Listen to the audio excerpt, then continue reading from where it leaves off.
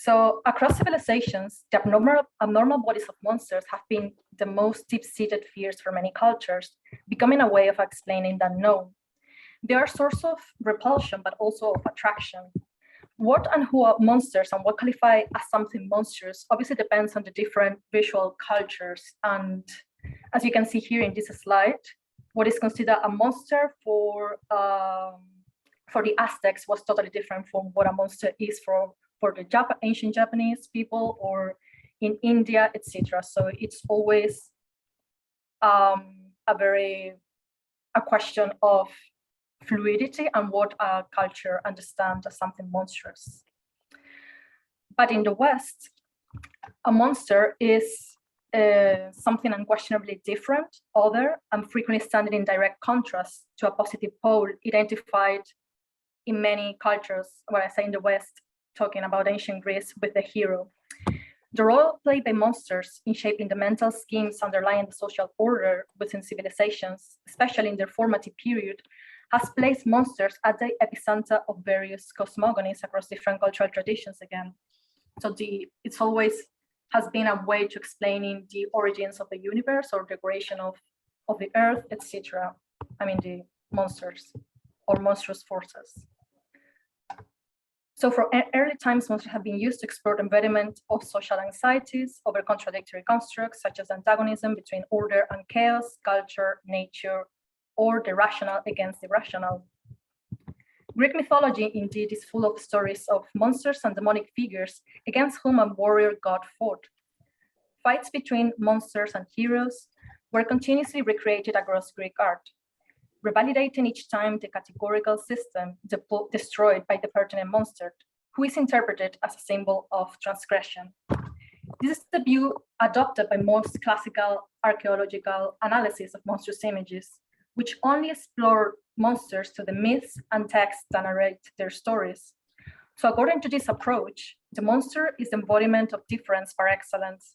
And so it may appear that it has the potential of being easily dissected, fixated, and integrated within well-defined theoretical frameworks.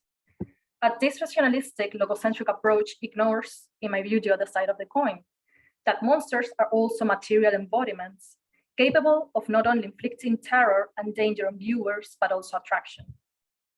So I hope to demonstrate today that monsters were powerful, multivalent visual and material symbols, fluctuating and operating within different social contexts in archaic Greece. A central tenet of my research is that certain visual features can be transculturally understood as monstrous. And these features are particularly prominent in archaic Greek art. Some of these features are hybridity, so the combination of different body parts from different animals or of animals and humans. Another feature is frontality. Many monsters, or most monsters in archaic Greek art, are shown with a frontal face, looking at viewers directly.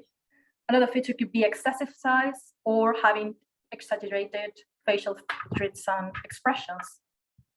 So this set of features is what produced what I call a cognitive dissonance in the beholder. By cognitive dissonance, I mean that monstrosity inflicts a double and contradictory effect on viewers.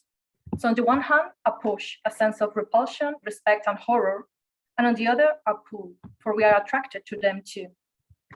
The tension between these simultaneous and conflictive cognitive feelings afforded by monsters has more to do, I think, with drawing the beholder in and inviting them to engage with these monstrous artifacts than with soul-inspiring terror. So the effect of monsters in Greek art far exceeds the apotropaic function usually attributed to them. Archaic monsters, as I mentioned, condense a series of monstrous features, which includes monumentality, hybridity, grotesque expressions, and excessive sight. With these features, monsters terrorize and enthrall, but also focus and spark the attention of the viewer. Such ambivalence of the monster is key, I argue, for understanding the extensive use of monsters in archaic Greece, not only for the decorations of the sanctuaries and temples, but also for the performance of some initiatory rituals. As I would like to suggest, monsters are good to think with for exploring the complexities of context of alterity in archaic Greece, most notably religion, initiation rites, and funerary rituals. So I will be looking at case studies from roughly 750 to 400 BC in a bit, after a quick introduction of the sources that inform my research. So my work combines classical archaeology, classics, art history, along with neuropsychology, ethology, anthropology, and monster studies. Emphasis is placed on the emerging patterns of meaning of monstrous images, the function of the material objects on which they occur, and their cultural and historical context. Very important for my research was also the work of Pascal Boyer on religious thought and culturally widespread beliefs in supernatural agents. For monsters, articulate the power of images through a deep network of cultural and biological relations, not only present in their faces, but also in their bodies. So neuroart historical approaches are useful for determining how particular traits of evolved human psychology can influence the nature of and responses to certain types of artworks. Boyer's cognitive study of religion shows that representations of monsters they are hybrid, yes, and they are supernatural, but at the end they have a regular biology after all. So for monsters to attract us, what he says basically, well, supernatural things or beings or even gods, what needs to be accomplished is a mix of natural features, but in an unexpected way. So therefore, bizarre bodily combinations, such as, for instance, this medieval monster you have here, the manticore, which has a lion body with a human head, make us think about this type of animal, its customs, characteristics, symbolical attributes, or religious importance. But what is exactly a monster? So in the Greek world, in ancient Greek, there are two terms to define a monster, theras or pelor, both, but we cannot take them as a clear-cut category because the understanding of what a monster was in Greece wasn't like clear. Sometimes Homer refers to them as using one of these terms, but it's not like, okay, this is a monster with this set of characteristics, etc. So it's a bit of a modern imposition, if you will, to the study of Greek art, but nevertheless, it's useful to know that at least they have words to name them. But I also think that something that determines a feature or a monster as monstrous is also the effects that it produces on viewers. So in this sense, American philosopher Noel Carroll, it's interesting because he was one of the first scholars to adopt affective criteria based on the emotional responses to monsters by characters in narratives and audiences watching a horror movie, for instance, or reading a horror novel. So by emphasizing how the monster is perceived rather than what it is, he shifted the focus away from the markers on the bodies and in the actions of monsters to the interactions of humans with them. So he said that it's not the inherent qualities of a being that make it monstrous, but rather the response we have to it that renders the creature a monster. So this is interesting because it allowed us to expand traditional notions of monsters purely based on having a hybrid body or a weird anatomy of some sort. And therefore, we can consider certain features that apparently they are not monstrous, such as, for instance, frontality, but nevertheless, due to the effects it produces on viewers, it can be considered as such. For instance, in my research, I talk a lot about frontality because it's used in many archaic Greek monsters, and I think frontality encapsulates very well the cognitive dissonance of the monsters, in the sense that when you look frontally to something, it's a way of engaging directly with that viewer. So in a sense, it's a form of attraction because there is engagement, but also it could be it could be a threat. When someone stares at you, you can become defensive. So I think frontality is monstrous, if you will, in this particular sense.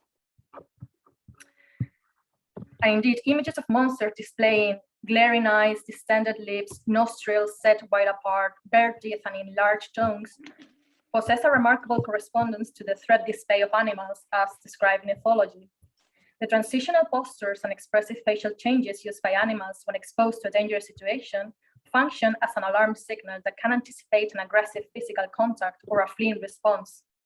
And indeed, this facial expression between anger and mirth, it's quite common of Greek gorgons, as you can see here below in this archaic gorgon antefix, and also many other monsters across cultures, such as, for instance, this Balinese demon god Kirtimuka, with face, and that it was difficult to decorate Balinese temples with this monster on top of a temple gate, and also was used in shamanistic performative rites.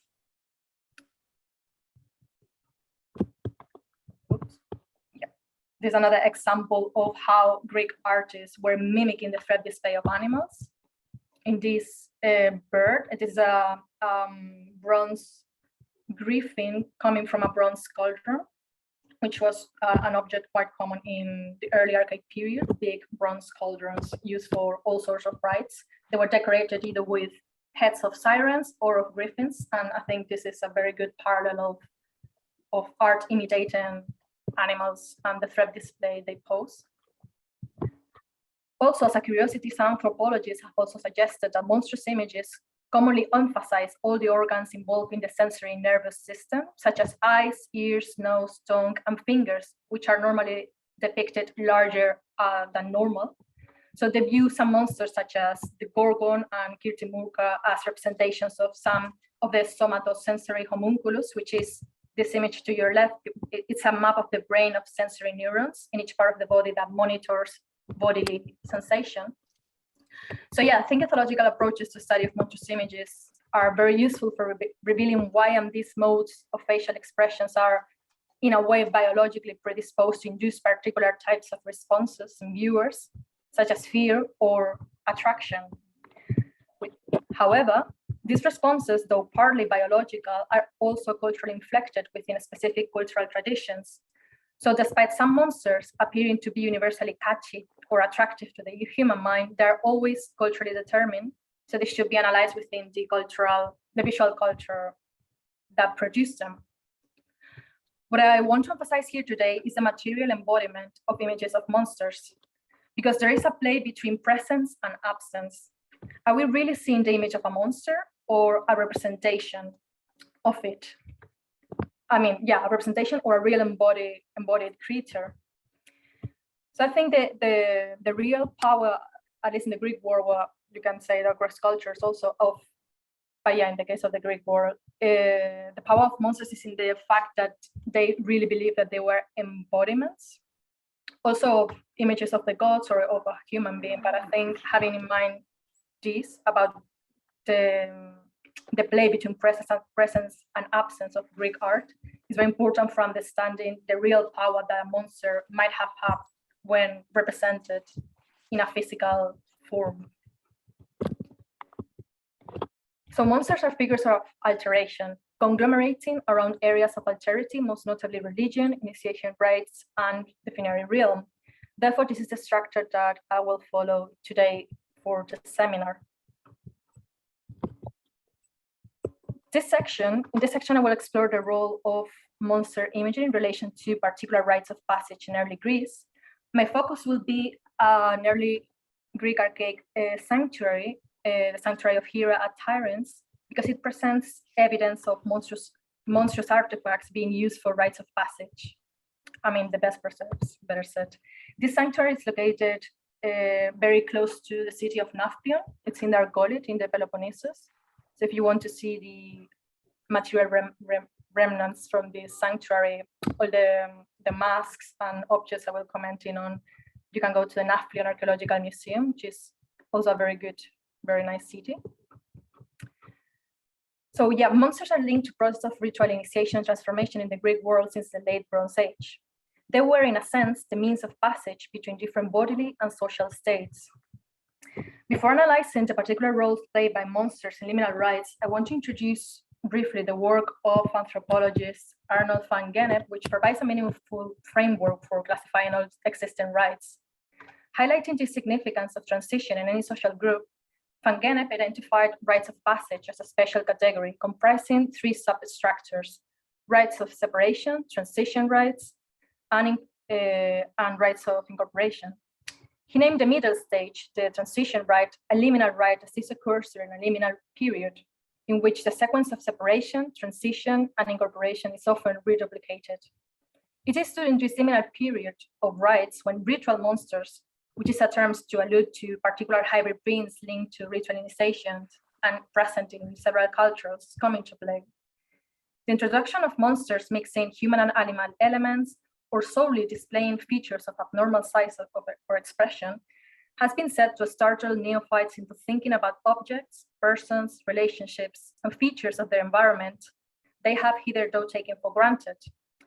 Very much like liminal rites, which are based on strategies that pursue a feeling of threat and terror on the part of the initiates, monsters serve to shock, to bring otherness from beyond the boundaries, to break with established routines of daily life.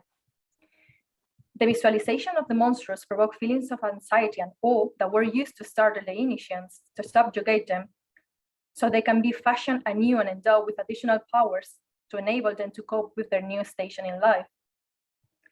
The affordances of monstrous images in this context are also concomitant with Victor Turner's notion of liminality as existence at a threshold. He observes that during situations of ambiguity, the identity of the initiant is at a standstill between two modes of reality. So the hybrid body of the monsters help to think about different categories and modes of reality, such as between the human and the animal, the divine and the mortal, or the tamed and the wild. In addition, with their terrifying appearance, monsters encourage subjects to achieve this temporary liminal state by providing a near-death experience, which was often heightened by other sensorial mechanisms, such as darkness, strident sounds, smells, or ritualized movements, including energetic dances or agonistic combats. Usually, monsters are used in liminal rites have been also related to certain terrifying mask iconographies.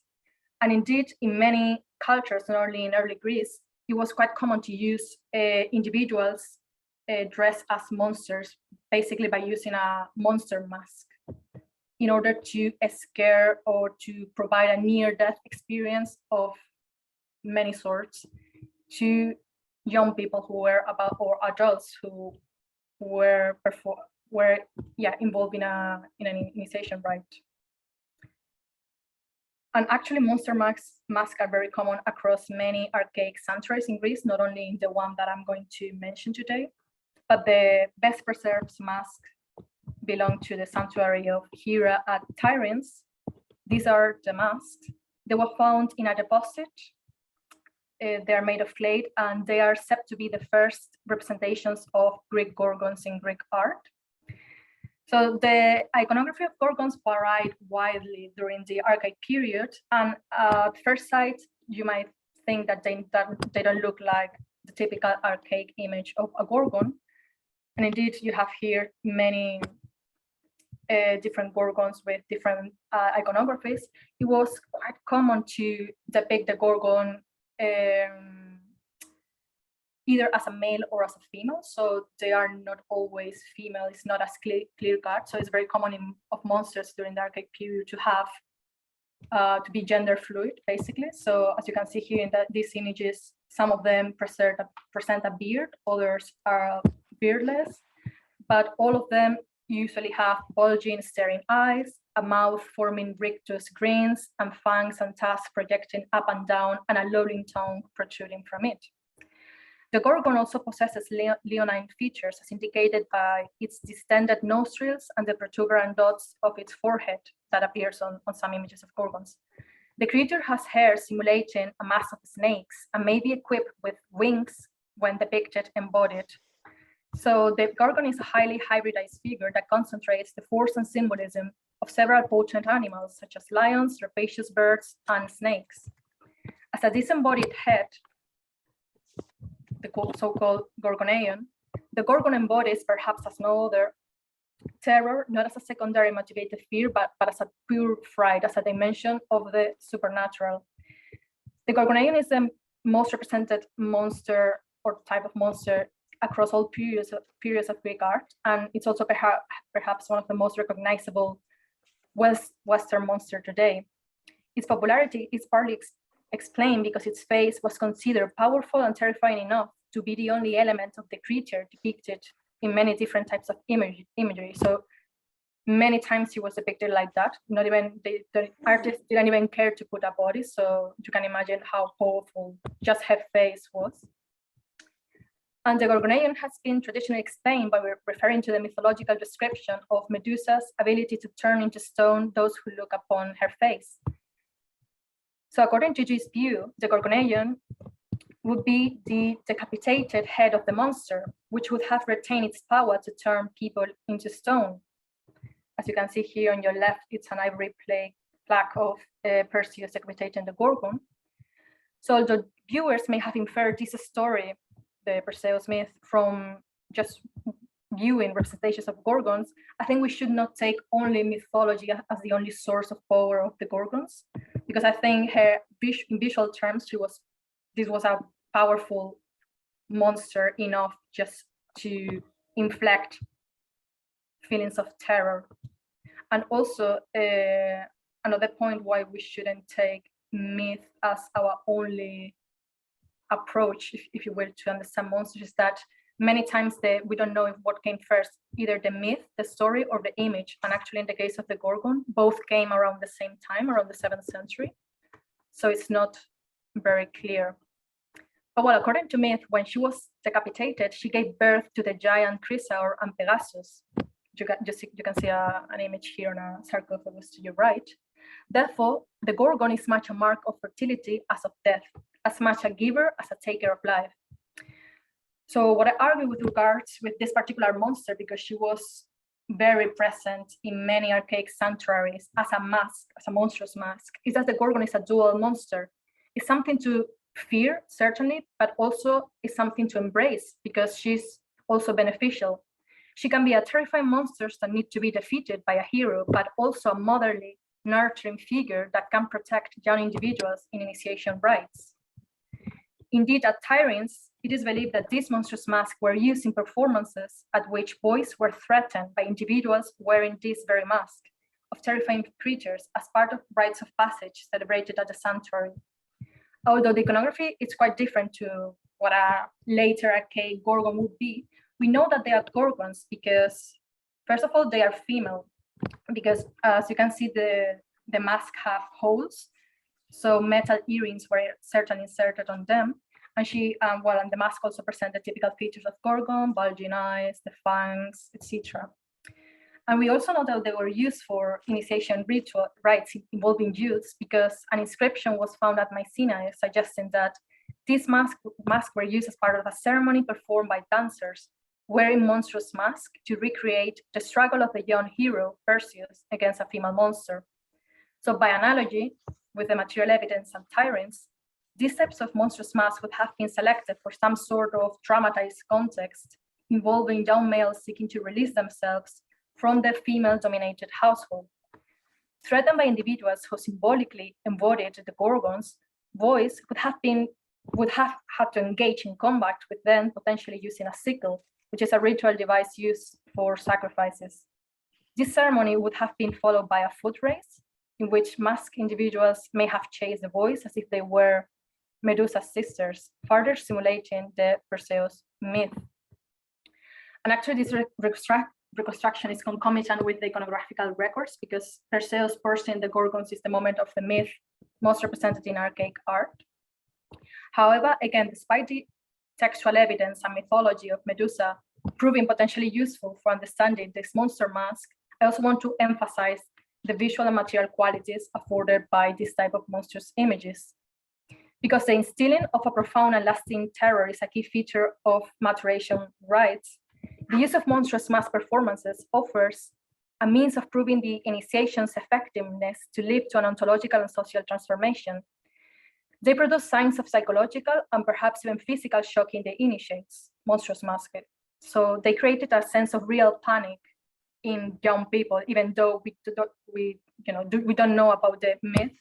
So the selection of monstrous features for masks, it's very, artists were they were aware of the effects these masks were going to produce in young individuals. For the creation of a mob combat between monsters and youth was a life-threatening experience that helped young individuals to respond to external pressures to act in socially desirable ways. Therefore, the victorious boys from the rituals performed at tyrants would have achieved accession to adolescence. There is comparanda also for similar masked terracotta devices that were present in later archaic sanctuaries, such as the sanctuary of Hermes and Aphrodite at Katosime, or at the sanctuary of Athena at Gortyn, which suggests, again, that the use of monster masks in initiation rites was a trend that continued throughout the archaic period. So basically, in initiation rites, the monster performed a clear dual function, for it could be both lethal, but also auspicious. So the role of monsters here doesn't only consist of threatening and scaring young people, but also to fulfill an educational function too, in so much as they provide the initiate with new insights, helping them to be initiated into other groups or social states. In this section, I will discuss the connection between monsters and the divine in the context of sacred architectural decoration during the 7th and 6th centuries, when monsters began to decorate the exterior of Greek temples in a monumental way. So monsters and divinities, I argue, share the same ontological status. They are fantastical entities with whom we can only interact through the mediation of images and objects, which are believed to be very much alike. When embodied in physical, tangible images, that is, as representations of the impossible, monsters and gods posit an interesting play about the theme of presence and absence. Are we seeing lifeless images or animate beings? So in the determinate nature of the physicality of gods and monsters, regarding their visual representations created a sense of fear towards those very images, but also a sense of awe. As figures equipped with supernatural abilities or bodies, they induce threat and terror. They are potentially destructive, but might also grant and protect life. So monsters are like gods in the sense that the distinction between deity and image of a deity was usually blurred in ancient Greece. So for instance, these typical images that I'm sure you might have encountered one when visited a Greek archaeological museum, they are kouroi and kore, so literally meaning youths and maidens. Some of them were representations of youths and maidens, served as funerary markers, but on many occasions we found these statues near Greek temples and with inscriptions saying that this is Apollo, etc. So they were representations of gods. But in Archaic Greek art, they didn't differentiate what was a Greek god from a human, which is again interesting in the interplay of the materialization of the gods. So you didn't have to. So the same sculpture could either serve for representing a god and a human. Another point in common between monsters and the gods concerns their relationship with hybridity and metamorphosis, because gods very frequently transform themselves into animals, which could said to be, in a sense, monstrous. Although these metamorphoses were temporary, but still, again, the relationship between what it means to be a human or an animal or a monster of a god is pretty much blurred in antiquity. So you can see here on your right, Zeus metamorphosed as a swan with Leda, and Erichthonius, which is one of the first kings of Athens, and he was born from the earth and raised by the goddess Athena, yet he had a snake body. And also, very curiously, there are some deities, well, monstrous deities that were worshipped, such as, for instance, the so-called Black Demeter, which is a goddess with human body with a horse of a head, was worshipped in Arcadia. So basically, you have clear monsters receiving worship, which is quite interesting. But yeah, what I want to emphasize is the relationship between monsters and gods is complex, and that both of them afford the same effects on viewers. So on one hand, astonishment, awe and wonder, but also fear.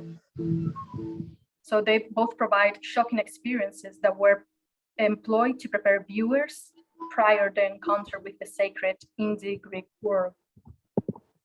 Indeed, the experience of visitors as they approached the temple or sanctuary to pray and make an offering to the deity was framed by the external monstrous decoration of the building. It was quite common during the 7th and 6th centuries to put acroteria, which are these small sculptures that are placed on the corners of the pediment, acroteria of sphinxes, and you could also find a central acroteria of a gorgon, or even a huge gorgoneion in the center of the pediment. So they were occupying really prominent positions within a temple, which was extremely important. It was the house of the god. So this attests to the power and importance of monsters, if you will, in sacred architecture. The sensory manipulation of viewers in the encounter with this monstrous architectural imagery produced in the beholder a heightened attitude of responsiveness and openness to sensory stimuli, as well as a predisposition to internalize the dichotomies of the cult image as a sacred artifact between material object and transcendent deity. The functions of monsters on the exterior of sacred buildings can be divided in the following functions. So first, they acted as attraction focal devices. Positioned on the roofs of temples way above eye level, figure sculpture was designed to be awe-inspiring. Such sculpture was meant to elicit a strong response from viewers as they contemplated the temple, preparing them for the encounter with the sacred. So as I have argued throughout the seminar, monsters produce cognitive dissonance, and it is precisely this attraction and this repulsion what made them very particularly fascinating images to be put just in the entrance of temples. They were visible from afar, having the ability to attract visitors to the temple and in a way to invite them to enter the temple and take a closer look. So in a way, we could say that monsters fulfill a signposting function. So another function was to induce shock. So on one hand, they attract viewers to the temple, but also they terrify them. So acting as shock-inducing visual devices. They play a role in the preparation of viewers for the encounter with the sacred in temples, increasing their sense of mystery and also terror. Once you approach the temple, the monsters that receive you from above the religious building, you admire their abnormal physique and terrifying appearance. But as you do that, their dangerous aspect is also revealed to the observer. So as you can imagine, having this huge gorgon here would have been a really terrifying experience, and it's a very intimidatory image to be put in front of a temple. And it was done to anticipate the viewer's interaction with a deity, because in a sense, the monster also anticipated the power of terror and awe of the gods. So I think it's a very interesting interplay. Another function of monsters was to protect the building, which is linked to the so-called apotropaic function. So insofar a monster is also a terror device, it could also exert its magical power of protection if you will, towards the temple itself, which, as I mentioned, it was considered the house of the god. So it's also important to be reminded that the apotropaic function of monsters, which is quite revealing by the fact that many of the monsters placed in temples had a frontal face, such as, again, gorgons, but also the sphinxes that were placed in the corners of the pediments. Many of them were looking back at the viewer, so they had their body in profile and then their head looking frontally to the viewer. So it's in a sense it's the apotropaic face par excellence, to having a frontal face, which again induces fear, warding off those seeking to access a temple with malicious intentions. But not only were monsters placed in the front facades of temples as freestanding sculptures, but also they were surrounded the building as antefixes, with a row of piercing eyes staring down at the viewer. These monstrous antefixes were placed at such a prominent location on the temple that they could be plainly seen as one approach the structure. So understood in this light, Archaic Greek monstrous antefixes and acroteria anticipate the sculpted gargoyles and other monstrous creatures that fill cathedrals throughout medieval Europe, which very much provided the same function of frightening off evil spirits or harmful individuals. In addition to grabbing the attention of passersby and inducing fear, by appearing on the exterior of the temple, monsters also reaffirmed the sacredness of the building itself and also of the god that hosted it. So in this sense, the monster was an emphatic device of the sacred, used to indicate and amplify the omnipresent power of the gods as the visitor approached the temple. So this point is especially evident when the monster occupied the most important position on a temple, such as the pediment. It was also very common to place monsters on huge columnar dedications, as the one you're seeing here on your left, which were also placed near the temple, and usually they were even higher than the temple itself. And they were almost 90% of the times crowned by sphinxes. So you can imagine the importance given to the monster. And here it's very evident that it's acting as a beacon to attract on one hand viewers, but also once you are just right beneath this monumental columnar dedication, you will feel a bit overwhelmed by, again, the power presence of a monster and also of the god that you were about to worship. Finally, in this last section, I'm going to explore the monstrous in funerary context in a particular case study, which is a particular group of case studies, which are Athenian archaic stelae. So in the Greek world, you have different funerary monuments. As I mentioned earlier, you might encounter kuroi or kore, which you might say could be interpreted as depictions of the deceased, idealized depictions of the deceased, but also these stelae, as this one you have in the center with a relief of the deceased. So these monuments were called in ancient Greek sema or semata in plural, which literally means grave marker. But there is a very curious interplay between, again, presence and absence, because on many occasions, these statues had an epigram at the base, using the first person, these grave markers reserve themselves as grave markers rather than as the deceased.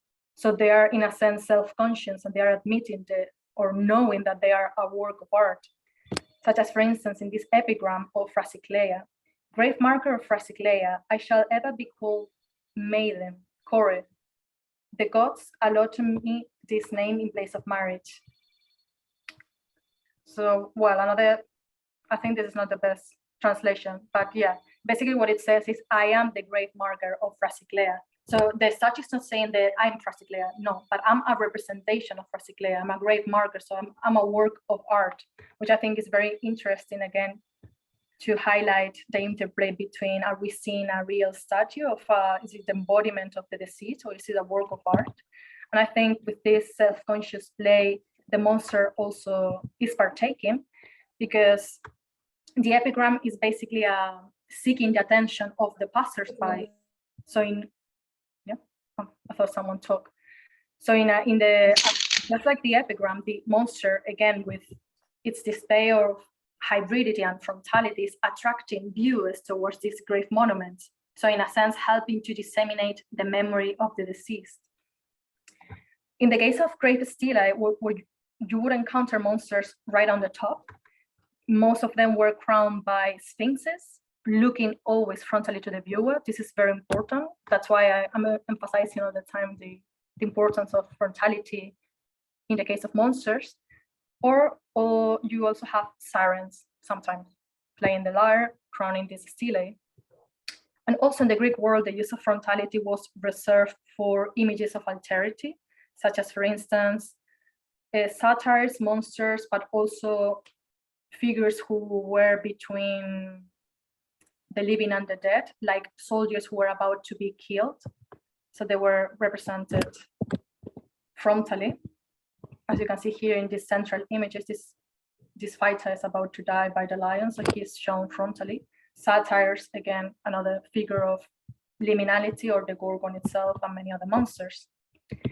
You might also encounter gorgons, but only at the bottom of the stelae, never at the top. And you could encounter them fully embodied, not as a face, not as a gorgonaion, which is interesting. So yeah, basically, I think the presence of monsters in funerary monuments served to, again, it had an apotropaic function for sure, because at the end of the day, this was a tomb. So the monsters served to protect the tomb from people who might, I don't know, profane the body or the tomb itself, but they were also more importantly used to attract viewers. So imagine, I don't know, a road full of different stelae. So if you have yours with a monster, that would, you know, draw the attention more of passerbys. And if passerbys stopped and read your epigram, that's a way of remembering the deceased. So I think, yeah, the monster play in this attention-seeking exercise aimed to drawing more people towards your tomb, and to, in that sense, remember your deeds, remember who you were. That's why normally you find an epigram, and to know who raised this tomb for you, probably your family.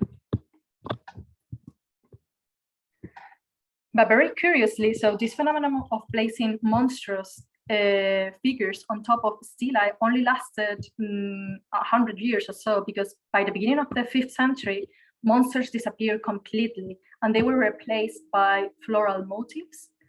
And then they reappear in the 4th century, but in a very miniature way. As you can see here on the right image, you can see little figures of sphinxes crowning a Nazcoi type of tomb, and a small siren lamenting on top of it. But they never achieve a monumental size as in the Archaic period, which again is quite telling about the change of dynamics and of the monster.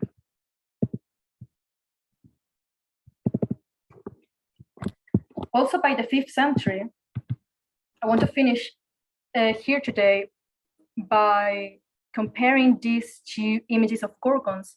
So the one to the left is a famous Medusa Rondanini. It's a Roman copy of a 5th century Greek original. And it's got a hugely humanized and appearance. So basically all the animal monstrous features common of Greek archaic gorgons disappear completely. And it's quite shocking, and we don't know exactly what happened. This is a phenomenon that affected especially female monsters, not so much male monsters. And especially it affected the image of the gorgon, just because the change is huge. So the only features of, the only monstrous features that we can see on the Rondanini Medusa are the small wings appearing through her hair, and the two interlaced snakes under her chin. So what we see in the classical period is that but to understand notions of monstrosity, Berset, and the softening of these animalistic characteristics of monsters, we must examine the change in the concept of beauty and the idealization of human figure, since their relationship goes both ways. So the idealizing naturalism of classical art treated the beautiful as a product of harmony and ideal proportions, a concept that influenced the representation of the human body, but also of monsters. So by presenting monsters as beautiful, more human-like creatures, naturalism emphasized the protective quality of the monsters, not in detriment to their animalistic or dangerous side. So monsters never cease to be monsters, but what we see in the classical period is a fusion of the monstrous with the beautiful. And this link between beauty and terror, I think inaugurated in the classical period, continued to intrigue and inspire writers and artists for millennia. And I think it's quite telling in the case, for instance, of the sublime.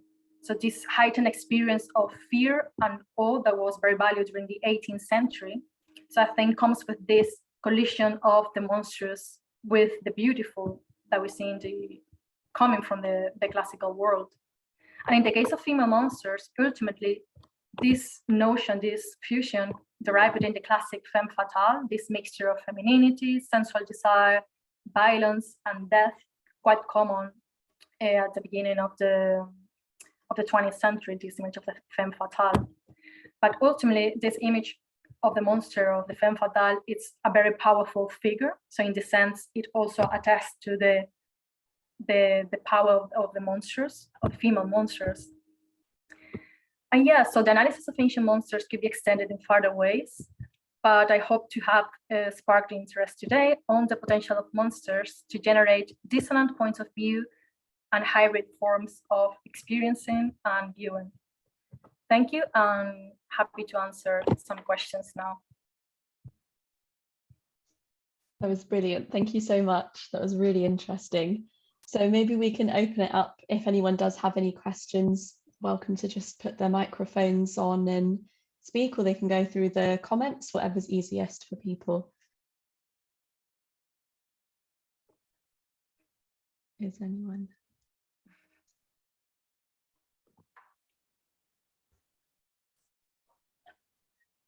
I had a question. I was wondering what the relationship between the Gorgon and the Medusa was. Is this the same figure in mythology, or are they different? Basically, it's the same. So I use the term Gorgo or Medusa. So Medusa, I mean, there are three Gorgons, which is Medusa and two of her sisters. So in myth, you might encounter her as Gorgo Medusa or just Medusa, but I like to just say Gorgons in plural, because I don't want to associate the figure of the monstrous with the mythological monster. So I want to not dissociate them, but I do it just to emphasize that someone encountering this image doesn't have to know about the myth in order to interpret it as a monster. Although probably everyone might have heard about the story, but who knows. But all the Gorgons were then depicting female figures? Not all. In the Archaic period, many of them were male, actually, and bearded, had a beard. And even earlier, in the Orientalizing period, you might encounter not Gorgons, but sphinxes with beards and helmets and with very military features. So in a sense, there's a fluctuation of gender in monsters. That's another argument for not understanding every single image of a Gorgon as Medusa. Or, oh, this is related to the myth, because why would you put a Gorgon, like a Gorgon head, as an antefix? So as an architectural element of a temple, I don't think, and repeat it like 20 times, I don't think that has anything to do with the myth. But then there are some images of Gorgons who are being beheaded by a male figure, potentially Perseus. So I think that's very evident that they are being referred to the myth.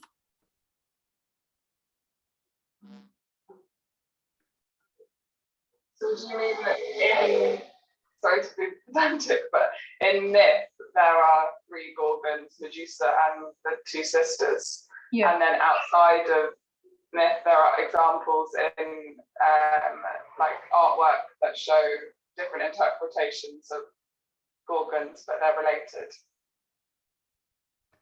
Yeah. Yeah, particularly. There's a lot of witches. Yeah, sometimes they are in art. You sometimes encounter more than one Gorgon, specifically three. So you might think that they are depicting Medusa with her sisters.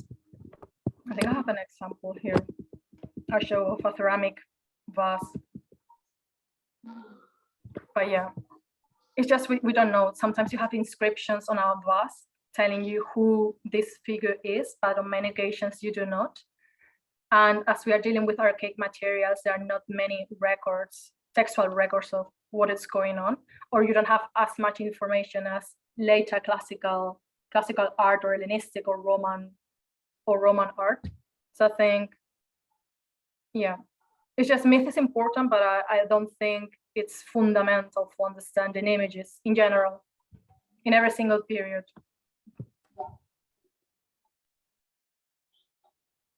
Belinda, did I heard correctly that monsters helped the heroes?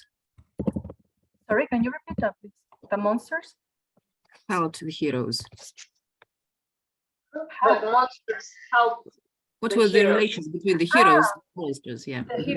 Not heroes itself, but in the context of rites, of initiation rites, they help young individuals to go from one state to another, for instance, from adolescence to adulthood.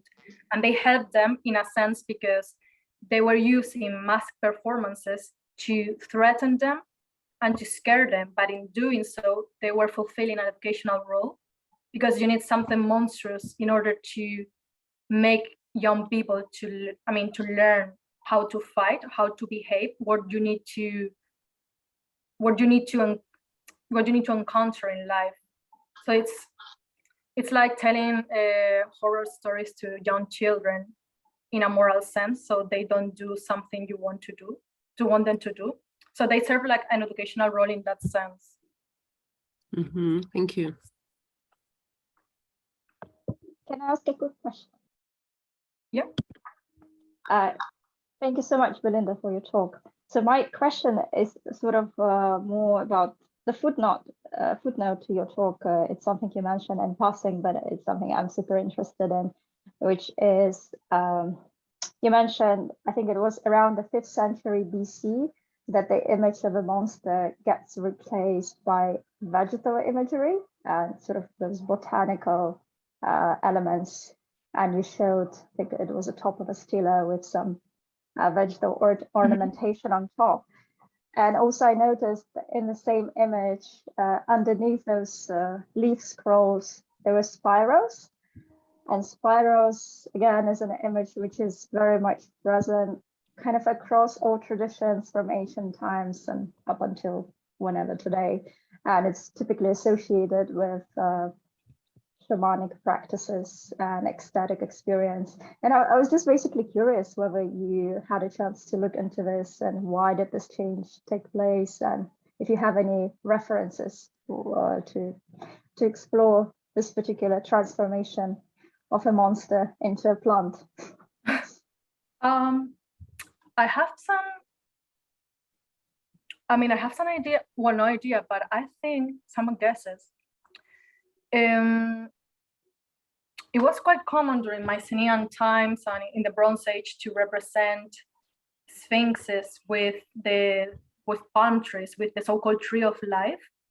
And this imagery, the floral motif, usually appears also in Greek temples as an acroteria. So you might have a floral motif on top and 2 sphinxes in the corners of the pediment, so flanking the motif. And I think this has to do with the idea of the tree of life, of the monsters guarding the tree of life, which could be said to be an iconic Bronze Age deity in a sense. So I think maybe it can come from that. And this idea of putting in the funerary stelae just a floral motif in substitution of the Sphinx could be reminiscent of that tradition. And also there is an historical point because on why the sphinxes were changed by vegetal motifs, and is that there was a decree, an anti-luxury decree done in around this time that prevented aristocrats to create these huge monumental funerary monuments with the sphinxes, because these monuments were extremely costly, and they were using marble imported from all over the Greek islands into Athens. So I think having just a relief of a floral motif was also cheaper than having your full-bodied sphinx. I think that also might have something to do. But yeah, in particularly why the floral motif and not a random figure or another thing, I think it has to do with the tree of life, because also, why do we have sphinxes and not other type of more monsters primarily in the stelae? We sometimes have sirens, but not really in the archaic period. Sirens are more popular in classical funerary stelae, but again in a miniature size. But yeah, I think it's might have something to do with the tree of life. Thank you. I have a question. I have lots of questions, but I'll start with one, which is when you look at masks and like monster masks and sort of stylized, as it were, self-presentation in order to go through rites of passage, for example, would you say that there's a sort of link? For example, when you look at early Christianity, baptism was an innovative rite of passage to get people to be committed Christians, as it were, because you have the root of baptism was that the guy would hold you under for so long that you thought you were going to die. So then you were, so you committed yourself to an act of trust to the guy who baptized you, because you believed that he wasn't going to kill you, but he held you under for just so long that when you came up, you were reborn. So that's the sort of, and they would always put on outfits, special kind of ritual clothing to do these, to do these sort of ceremonies of initiation and rites of passage.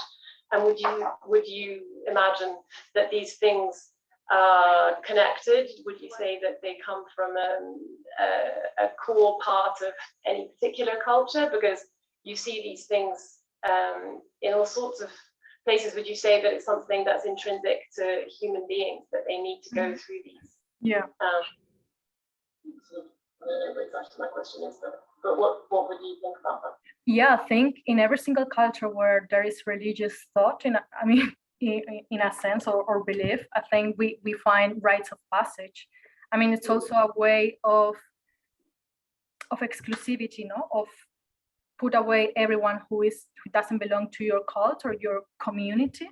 So it's in a way, it's got a notion of exclusivity, but also of inclusion, because you want to bring new neophytes into your, again, community, your cult. It could be anything, no? A rite of passage. Marriage could be thought to be as a rite of passage. But yeah, certainly the having a life-threatening experience, either real or fictional, it's I think a feature common transcultural to any kind of rites of passage. And baptism, as you mentioned, is definitely could be interpreted as a life-threatening experience, because you are basically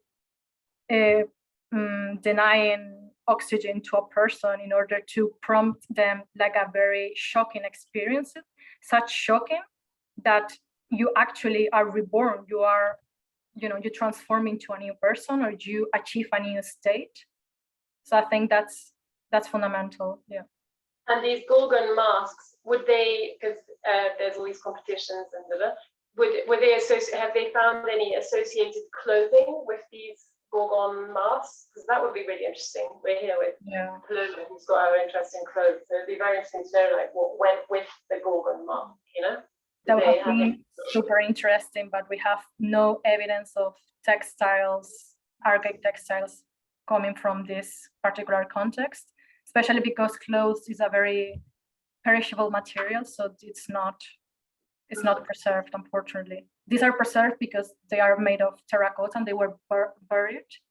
That's why we got them. But maybe and why did they bury them? But probably it's as a, well, we don't know it, but probably they were first dedicated to the sanctuary as a sort of memento mori, or not memento mori, but as a, to remember these rites performed in the sanctuary itself. So it's a way to celebrate the successful initiation, for instance. Then I had another question, which was, do you know much about animate objects talking in ancient Greece? Because it's something I find really interesting.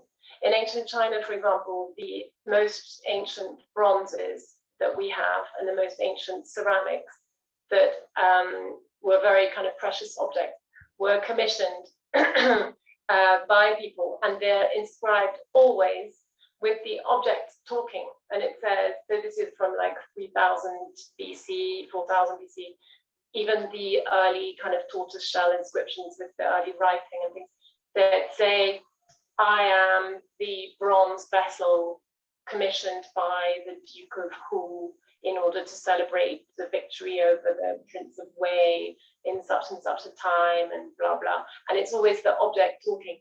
And I was interested to see these funerary monuments talking, but do you have examples of other objects talking in ancient Greece? Because I find that just really interesting. Yes, super interesting. Actually, if you take a close look at many vases, at least in the Archaic period, many of them had the signature of the potter and the painter saying, this person made me, or this person created me. So they always talk in the first person, which is quite unusual. And yeah, every single time a Greek vase is signed, they use the first person. And also in epigrams, it's very, very common. But yeah, it's a very fascinating interplay of self-consciousness of the artwork being able to speak itself, and also a hint to the belief of people that these artworks were actually alive and living. And I think it's important to remember that, because we sometimes, looking from the 21st century, we forget about the power of magic and of the potentiality of material objects. And I think it's also very important to not forget it, the magical side of artworks. And what was the other thing I wanted to say? About monsters becoming plants. I'm sure you're aware of the Zhaotie in China, the goggle-eyed monster that then becomes only a plant for the next like 2000 years. It's really interesting. But it is a pig monster. It's really and they start out as they take two forms, but they end up being a beautiful leaf pattern and a kind of eternal vine. I'll send that to you if you're interested. Going round and round. But the first one is a pig, half snake, biting its own tail, and the other thing is this monster like this. Like that becomes like an acanthus. And my teacher at university said that they did it like that just because everyone was a bit lazy and it was just easier to do, and everyone knew what it meant anyway, so it was like, don't worry about it. But it's just like, you know, when you're a bloke, I don't know what, in some village, you know, putting your scary monster on a vase, it's easier to do plant than to do a quite, you know, instead of it being ridiculous. So it became a kind of vernacular monster, but it looks like a plant. So anyway, I thought that the other person who asked the question might be interested. It's super interesting. And also in Roman wall painting, there you can see clearly like this mix between the monstrous and vegetal forms in a very direct way, with monsters just having floral or vegetal limbs. Well, exactly. And it's like the trichids and everything. That's really interesting. And I had another question for you too, but I don't know what it is. Can I ask a question? I had a question. We were visiting these Byzantine monasteries and churches and icons, and I was interested in the seraphim figure. I don't know if you can see it here. Yeah. This wings, and where does it come from, and does it have a gender, and what is the role, if you know? I'm not 100% sure, but I think seraphims in the hierarchy of angels in the Catholic Church, they were like servers to the God. And yeah, they were like, I think, on top of the hierarchy of angels and divine figures, well, fantastical figures that serve God. And they were typically placed, yeah, on top of churches in, I forgot the name. Well, yeah. I don't know where that iconography came from, probably from the ancient world, from some winged creature, perhaps. I mean, but I don't know the exact origin, to be honest. It's like a hierarchy of ages. There's like the field of words, and there's 12 next ones, and there's all like that. It's like a bureaucracy. So this is the highest layer. I don't know, but I don't know about that, but I'm quite interested in the bureaucracy of the heavens. And maybe someone else have questions? Yeah. Can I ask a question? Can you hear me, Phoebe?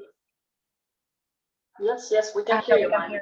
Yes, I have a maybe strange question. Do you know whether there is any connection between the monsters and the totem? And totems? Mm-hmm. I mean, well, the totem could be said to be a monstrous object just because it's an amalgamation of different animals put on top of each other, traditionally. And in some cultures, totemic poles did have representations of monsters. So yeah, I mean, it depends on the visual culture we're talking to, but a totem could be monstrous in that sense. But you don't see any evolutionary link. An evolutionary link?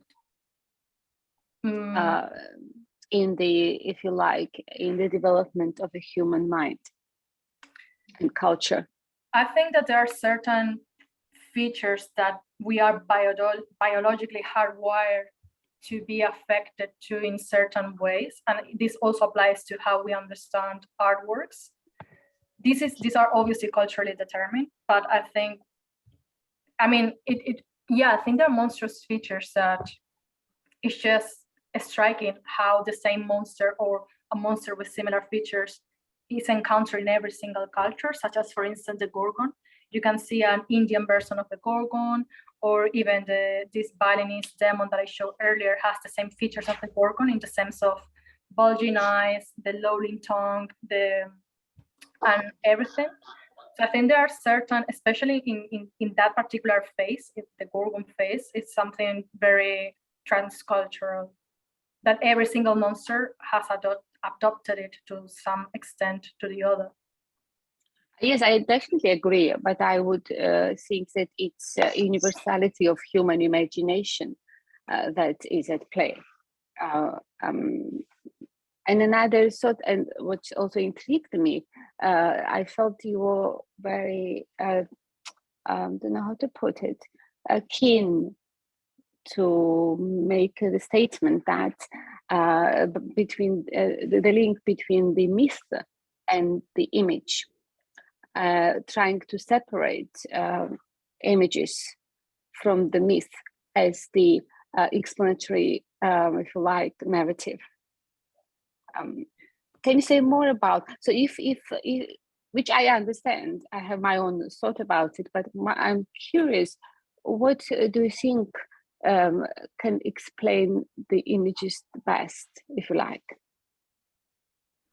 I mean, both methods are useful in itself. It's extremely useful to have this collection of myths to relate to our understanding of monsters. I think it's wonderful that we have these stories in the Greek caves. But what I don't think is that only looking at the myths in order to interpret the image is enough in order to really squeeze the potential of that image and how it was understood and felt in the particular period where it was created. So I think it's much more rich to, apart from having the myth with you, also studied from a phenomenological point of view and from a material embodiment. So you can see how the original audiences might have reacted towards that artwork. I mean, it's quite subjective as well, because at the end of the day, who knows? And everyone was illiterate in Archaic Greece, basically.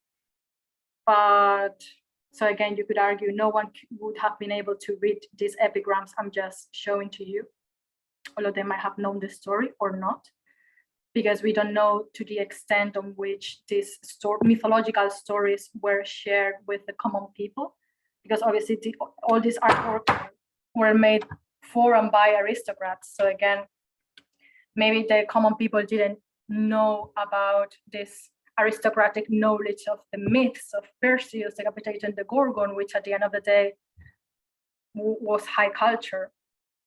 So again, by looking about how these images as embodied objects work, or as images, as two-dimensional images work, I think could be very useful to understanding also how viewers in general, not a particular elite of viewers, experience these images.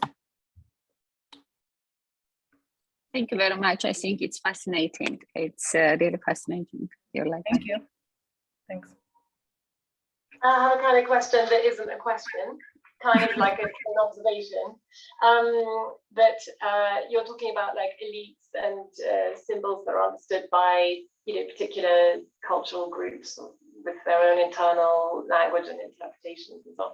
But I heard only half, and you've just reminded me, but I'm going to find it and I'm going to send it to us all, of a program on the radio, or maybe it was a podcast, I can't remember, but it was talking about how to, they had this scientist who was working on the burial of nuclear waste, because before nuclear waste, they bury it really, really, really deep in the earth. And he was being interviewed talking about the difficulty of finding the appropriate visual language for marking out to people in the future that this is not, that it's dangerous. And it was so interesting. And I can't remember what it was. It meant that I never listened to the end of the program. But he was saying, of course, and it was really interesting because he was saying, and of course I am a serious scientist, so it's difficult to talk about this, but we have to make sure that we can't necessarily suppose that the person who's going to find this is going to be a human being.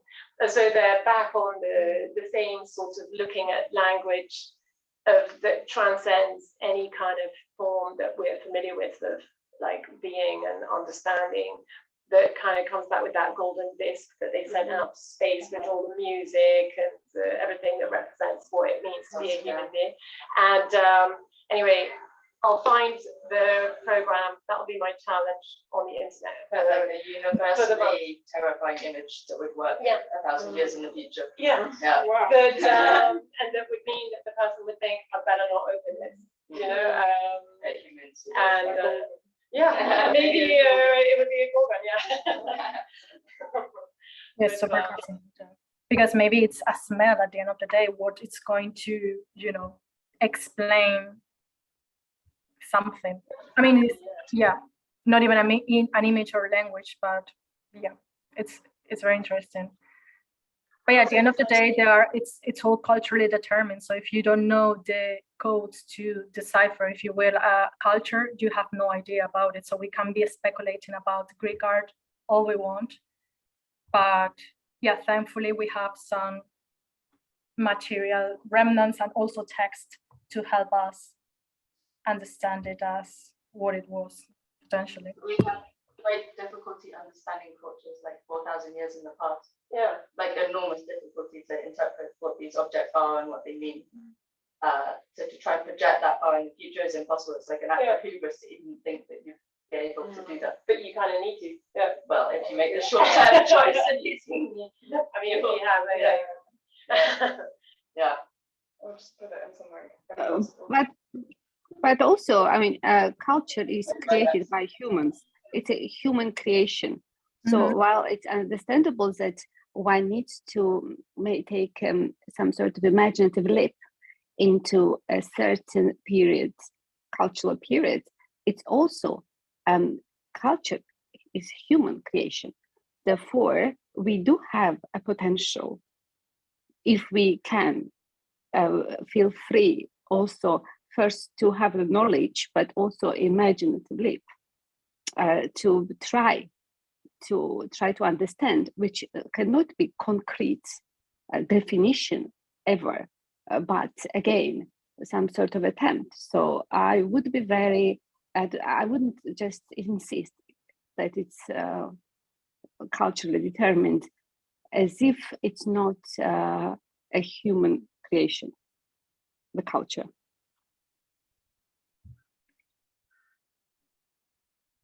I mean, yeah, but again, at the end of the day, everything is subjective to that particular culture. So obviously, as humans, we can infer things based on experiences of how to interpret art, or even though this art doesn't belong to our cultures.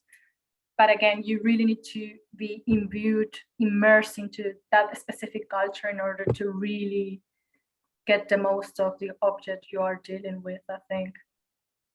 But yeah, obviously there are some things universal, that it is what it is. So, but on the other hand, yeah, it's that tension between biology and culture. That it's a little bit of both, more the culture than the biological, but I think. Amazing. Well, oh, sorry, carry on. What made you choose this topic, Belinda? This topic? Well, I've always been fascinated by, I did initially art history, and I've always been fascinated by the power of images and of objects and their ritualistic and function, be it as I don't know, in the 16th century or in the archaic period, doesn't matter, but I was also always fascinated by that. Not only descriptions of what it is or what is that, but also what is the potential of these images and how they really impacted the lives of its creators or of its viewers. And I think Monstrous images allowed me to explore this theme more profoundly. And in the case of Archaic Greece, why not Archaic Greece and not other period in history? Well, it's just because I always love ancient culture, and in ancient culture, yeah, in antiquity, at least in the Archaic period, is where there are more monsters than in any other particular period of Western ancient visual culture. So I think that would be. And what's your favorite monster? I really like the Gorgon because it's fascinating how she has transcultural features that appears in many other monsters, many of which I haven't even shown you today, from different cultures. And I think it's just fascinating to see more or less not the same monster, but the same features repeated in Bali or in Mexico or in Indonesia or in Mesopotamia or in Greece, in Japan. So I think it's quite cool.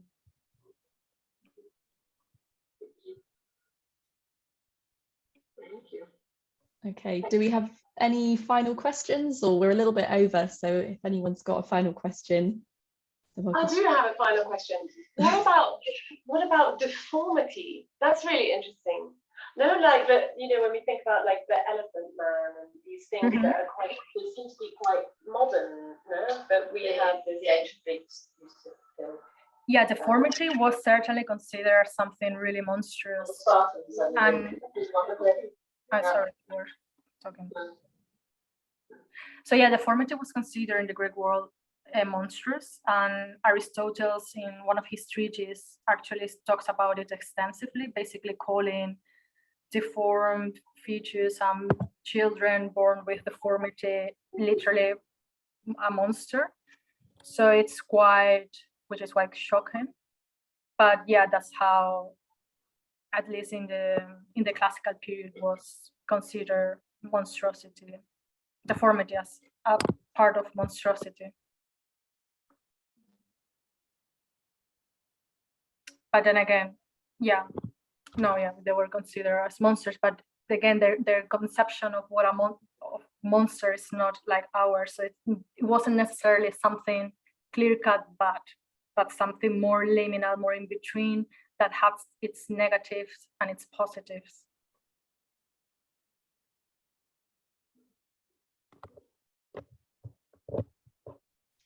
Okay, all right. I think we've come to a natural close. So thank you so much, Belinda, for sharing all of your research and expertise. It's really fascinating, and it's great to kick off this learning program with such an amazing lecture.